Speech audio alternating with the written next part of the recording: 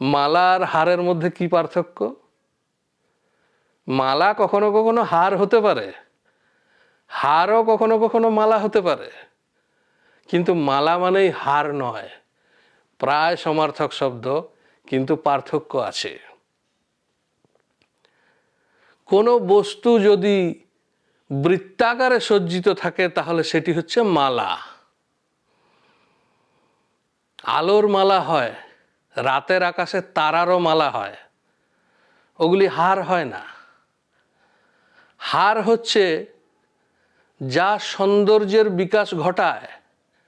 হার শব্দটি এসেছে হরণ থেকে, যা মনোহরণ করে।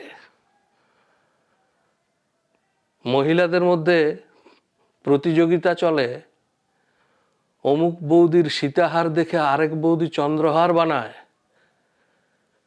এই যে প্রতিযোগিতা, মনোহরণের প্রতিযোগিতা, এটা মালাতে হওয়া সম্ভব নয়।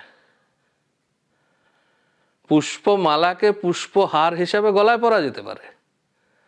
পুষ্পমালা যদি মন হরণ করে তাহলে সেটা পুষ্পহার। কিন্তু জপের জন্য যেটা তৈরি হয় সেটাতে প্রতিযোগিতা হয় না, সেটা মনোহরই হয় না।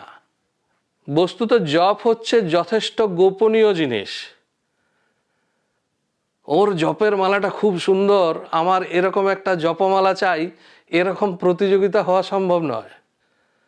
এবং বৈষ্ণবদের জপমালা দেখবেন একটা থলির মধ্যে ভেতরে রাখা থাকে, চোখে দেখা যায় না।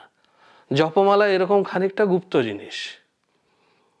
সরস্বতীর হাতে যে জপমালাটি আছে, আগেই বললাম, সেটিকে বলা হয় অক্ষমালা।